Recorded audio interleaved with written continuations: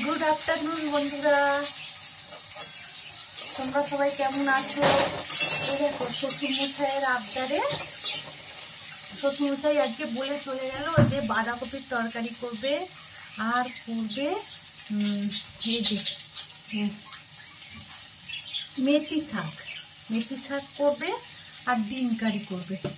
তাই তোমাদের আমি দেখাই বাঁধাকপিটা করছি। বাঁধাকপিটা প্রথমে আমি জিরে, তেজপাতা, শুকনো লঙ্কা আর দারচিনি ফোড়ন দিয়ে আলুটা দিয়ে দিয়েছি।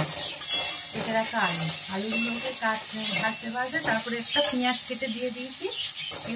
তারপরে টমেটো দিয়ে দিয়েছি আর একটু মটরশুঁটি দিয়ে দিয়েছি। মটরশুঁটি এখনো দিচ্ছি, দিয়ে এটাকে আমি কষছি ভালো করে, কষে তারপর করবো। আর বলো না, বয়স্ক মানুষ এক একদিন এক একটা আবদার করে, আর সেই আবদার তো রাখতেই হয় বলো। তাই এই মটরশুঁটি, আলু, টমেটো এসব দিয়ে বাঁধাকপির তরকারি করছি। এটা করা হয়ে গেল, আলুটা ভাজা ভাজা হয়ে গেছে।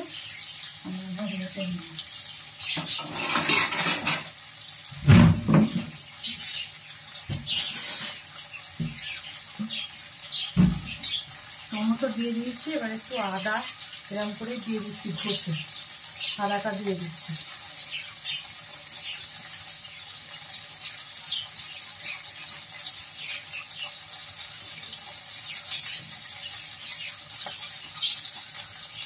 একা মানুষ, সব দিক লক্ষ্য রাখতে হয়।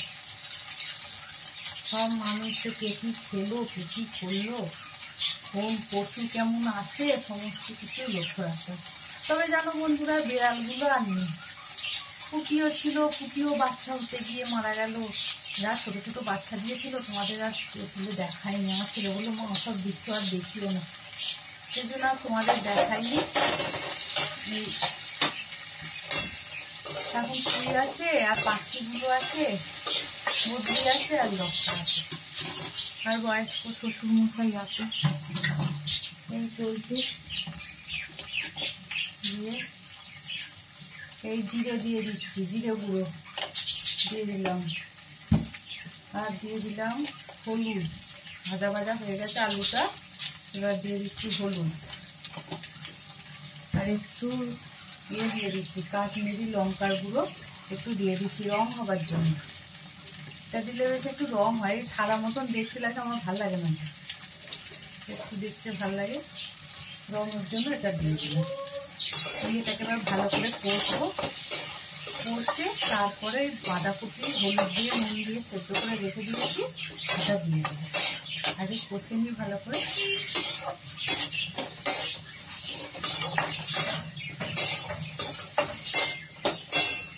বাঁধাকপি হলুদ আর নুন দিয়ে সেদ্ধ করা আছে। এই যে হলুদ আর নুন দিয়ে সেদ্ধ করা বাঁধাকপি, এটা এবার ঢেলে দেবো।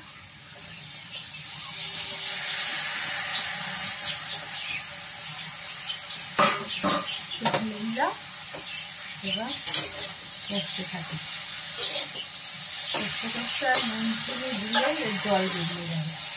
জল আর দেবো না, ও জলেতে ইয়ে হবে, কষতে কষতে বাঁধাকপি হয়ে যাবে। আমি বাঁধাকপিতে জল দিই,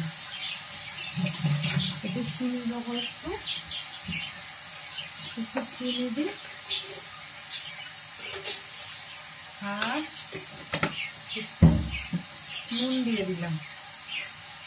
তখন আলু কষার সময় একটু নুন দিয়েছিলাম, এখন সেই জন্য একটু বুঝে অল্প একটু দিলাম, আবার নাহলে বেশি হয়ে যাবে। এই যে নুন আর এই মিষ্টি করেছে, জল বেরোবে, এতেই আলুগুলোও সেদ্ধ হয়ে যাবে। আলু তো ভাজতে ভাজতেই অনেকটা সেদ্ধ হয়ে গেছে, আর এবার এর সঙ্গে দেবো আরও একটু সেদ্ধ হয়ে যাবে। সেজন্য শ্বশুরমশাইয়ের আবদারে বাঁধাকপি, মটরশুঁটি, টমেটো, আলু দিয়ে একটা শুকনো শুকনো একটা তরকারি হবে। আর ওই এটা করবো, মেথি শাক করবো বেগুন দিয়ে, ওটা যখন করবো তোমাদের দেখাবো। আর ডিম কারি করবো। এখন বাঁধাকপি এটা এই আস্তে, এবার গ্যাসটাকে কি করবো, আস্তে করবো, গ্যাসটা আস্তে করে করে দেবো। ডিমে আছে, এটা হতে থাক। আবার পরে যখন এটা রান্না করব তোমাদের দেখাচ্ছি বন্ধুরা। এখন আপাতত বাই।